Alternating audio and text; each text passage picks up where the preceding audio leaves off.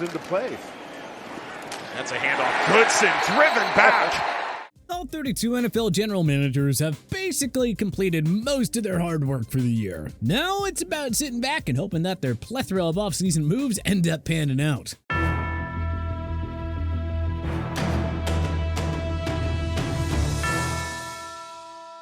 Now that we have a firm idea as to what all final 53-man rosters will look like, let's wrap up report card season by handing out our final offseason grades for all 32 teams. Arizona Cardinals F. They couldn't even find a taker for DeAndre Hopkins and wound up releasing him for nothing. J.J. Watt and A.J. Green were lost to retirement, and key starters Byron Murphy and Zach Allen left in free agency and weren't replaced. If Arizona is really committed to building a winner around Kyler Murray, they still have an odd way of showing it. We can't help but think they're not so secretly tanking for Caleb Williams next year.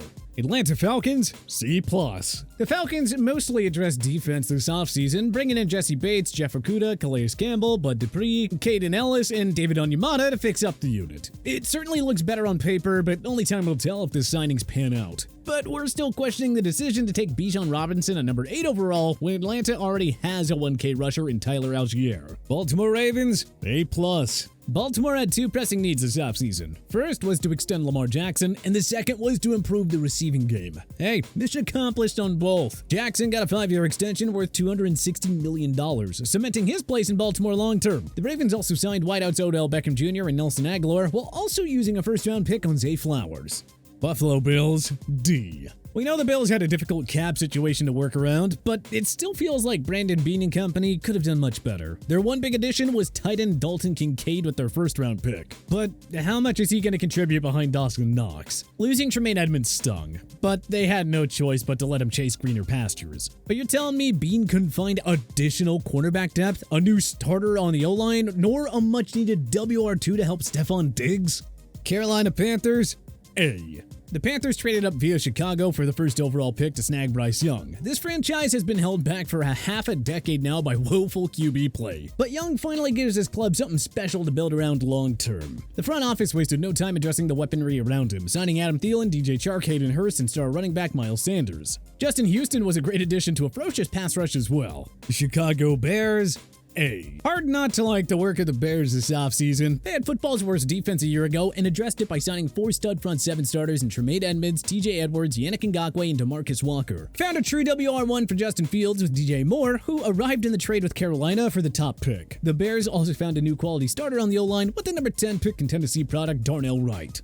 Cincinnati Bengals B+.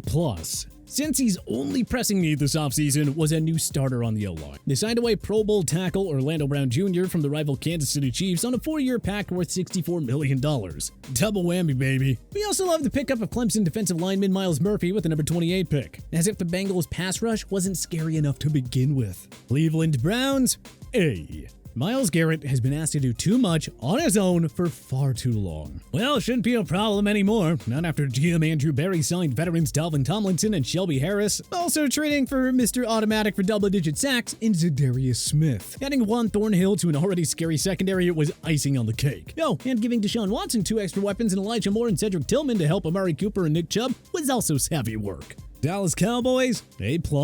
Jerry Jones got all-pro cornerback Stephon Gilmore and consistent 1,000-yard threat Brandon Cooks at bargain prices and trades with Indy and Houston respectively. Those two moves are enough for us to hand out an A+.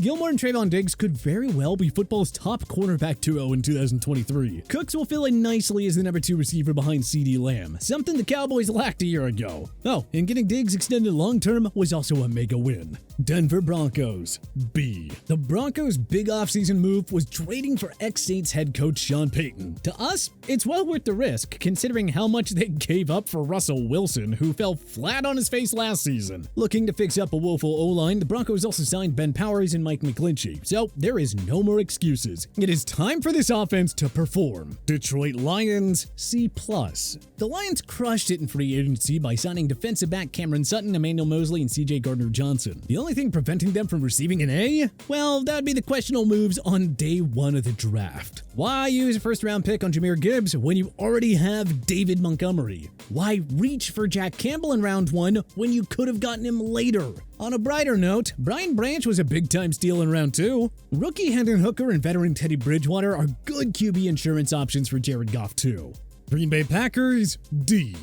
It's still hard for us to defend the Aaron Rodgers trade, but only time will tell if it ends up being the right move. At the draft, well, we don't know why they used a first-rounder on Lucas Van Ness when the Packers already have enough star power in the front 7. Taking tight ends Luke Musgrave and Tucker Kraft in rounds 2 and 3 was also curious, since Matt LaFleur rarely uses tight ends in his offense. Truth be told, we don't really know what Green Bay's thinking process was with this offseason.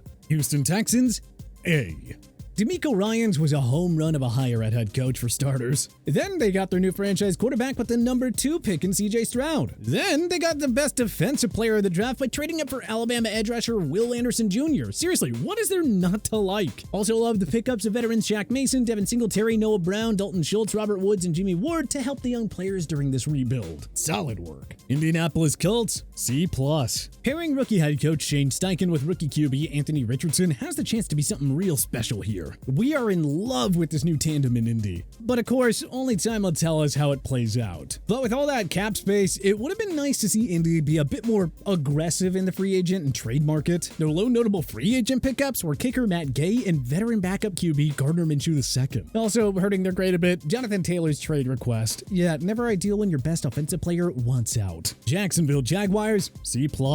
The Jaguars got tight end Evan Ingram extended on a multi-year deal and addressed the need at offensive tackle by snagging Oklahoma's Anton Harrison in the number 27 spot. Oh, and Calvin Ridley's coming to town after being suspended all of 2022. Giddy up. Kansas City Chiefs, D. The defending champs lost more than they gained this offseason. Out went beloved OC Eric Bieniemy and key starter Juju Smith-Schuster, Mecole Hardman, Orlando Brown Jr., Frank Clark, and Juan Thornhill. With limited cap space, Brett Veach really couldn't add any big-name players. Better hope that rookies Felix Anudike-Uzomah and Rashee Rice are able to step up and produce right away. Las Vegas Raiders, D-. So, Josh Jacobs wants out of town, and the Raiders released Derek Carr and opted to replace him with an inferior and injury-prone Jimmy Garoppolo. Can someone make it make sense? The Vegas defense was once again among football's worst last year. The only additions were rookie Tyree Wilson and a past-his-prime cornerback Marcus Peters. Not sure if those two will make up for the other shortcomings on the unit, but hey, I guess we'll see. Los Angeles Chargers, C. They extended Justin Herbert and landed a new weapon for him in TCU wideout Quentin Johnston in round 1. Getting ex-Vikings linebacker Eric Kendricks on a 2-year deal was also a tidy piece of work. But the Bolts really didn't do much else on defense. They didn't address the need for extra secondary help nor pass rushing support for Joey Bosa and Khalil Mack. It's hard to argue that this team is better on paper now than they were a year ago. Los Angeles Rams, C-. We know. They didn't have the cap space to make big moves this offseason. Still, trading away all-pro corner Jalen Ramsey to Miami while you remain in win-now mode is the head-scratcher of a move. Bobby Wagner and Leonard Floyd both had excellent seasons but were let go in baffling cost-cutting moves. Les Snead and Sean McVay are relying on a wealth of rookies to fill in a ton of starting positions. That is a dangerous game to play. Miami Dolphins, B. The Finns made 2 splashy moves, hiring defensive whiz Vic Fangio as their DC role, and of course trading for Jalen Ramsey, though the latter will unfortunately miss most of the regular season with a knee injury. In an ideal world, the Dolphins would have added more help on the O-line, but if the core players stay healthy, they'll be a bona fide Super Bowl contender. Minnesota Vikings, C-. Hard to comprehend what the defending NFC North champs are doing this offseason. This defense was trash a year ago, yet their big idea of fixing it was to let corner Patrick Peterson and stud pass rushers Darius Smith go, releasing a consistent 1,000-yard running back in Dalvin Cook while he's still in his prime? Huh? That said, swapping out Adam Thielen for rookie Jordan Addison was a smart personnel move. Loved the Brian Flores hiring at DC, and Marcus Davenport could be the steal of 2023 free agency if he stays healthy. New England Patriots, B. The Pats won the offseason once Bill Belichick hired Bill O'Brien to serve as the new OC instead of running it back with the atrocious tandem of Matt Patricia and Joe Judge. Just saying. Juju Smith-Schuster and Mike Gesicki were nice additions to the offense. Still unsure how Oregon corner Christian Gonzalez fell to them in the number 17 spot, and second-rounder Keon White has looked like a beast in preseason. So, are the Patriots back? Well, stay tuned. New Orleans Saints A. Following his release from the Raiders, Derek Carr signed a 4-year deal worth $150 million with the Saints. With Tom Brady retired, the Saints unquestionably have the best QB situation in the hapless NFC South. Signing 1,000-yard back in 2022 rushing TDs leader Jamal Williams to complement Alvin Kamara should terrify the rest of the NFL. These Saints could be the ultimate sleeper team in 2023. New York Giants B+. Fixing up the receiving room was the main priority. Mission accomplished with the additions of Pro Bowl tight end Darren Waller, wideout Paris Campbell, and rookie Jalen Hyatt. More importantly, the Giants extended cornerstones Daniel Jones and Dexter Lawrence on long-term deals. New York Jets A+. The Jets get a 4-time MVP and future Hall of Famer and Aaron Rodgers at quarterback. That alone justifies the A+ grade. But we also love the signings of Allen Lazard, McCole Hardman, and Randall Cobb to ensure A-Rod has as much weaponry around him as possible. Congrats, Jets fans. You deserve this after not having a good QB in, how long now? Philadelphia Eagles A+. Howie Roseman kept most of the band together and re-signed Brandon Graham, Fletcher Cox, Darius Slay, and James Bradbury, just when it looked like he could have lost at least 3 of them. Roseman also got Jalen Carter and Nolan Smith, both expected to go much earlier than they did with his first-round picks. Oh, and quarterback Jalen Hurts signed a $255 million extension. That is always good news when you lock up your franchise star long-term. Pittsburgh Steelers A-. Pittsburgh won the draft by snagging future star offensive tackle Broderick Jones in round 1 and by somehow getting corner Joey Porter Jr. in round 2. Yes, that's the son of the former Steelers star linebacker. The Steelers also signed the ageless Patrick Peterson to bolster their secondary. Alex Highsmith signed a team-friendly extension, and they took a low-risk, high-reward move on Allen Robinson. San Francisco 49ers B. San Fran gotta be here simply because they signed superstar defensive tackle Javon Hargrave away from the rival Eagles, their biggest competitor in the NFC. The 49ers didn't lose any of their core players in free agency. John Lynch and Kyle Shanahan know what this roster is capable of, so major changes were not needed. That is grade A management. Seattle Seahawks A+.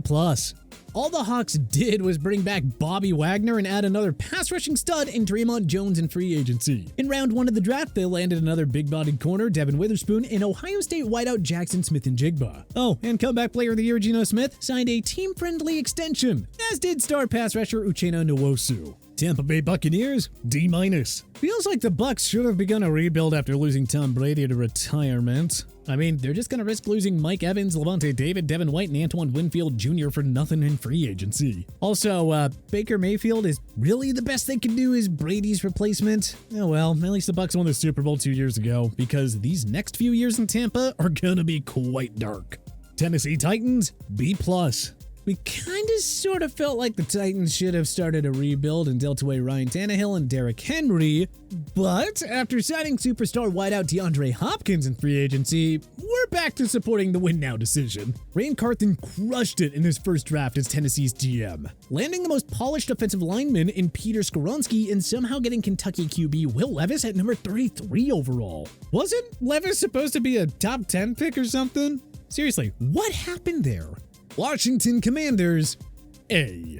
Washington was surprisingly quiet in free agency and in the trade market, and they're relying on second-year product Sam Howell to lead the offense. The Commanders used their first-round pick on Mississippi State corner Emmanuel Forbes to solidify an already stout defense. Washington could have done more in the player personnel department, but they get an A because Dan Snyder, the worst sports owner of all time, is finally gone. He sold the club to Josh Harris to mercilessly end the 24 years of pure dysfunction and humiliation. So, no Snyder means that the Commanders are a winner forever and always.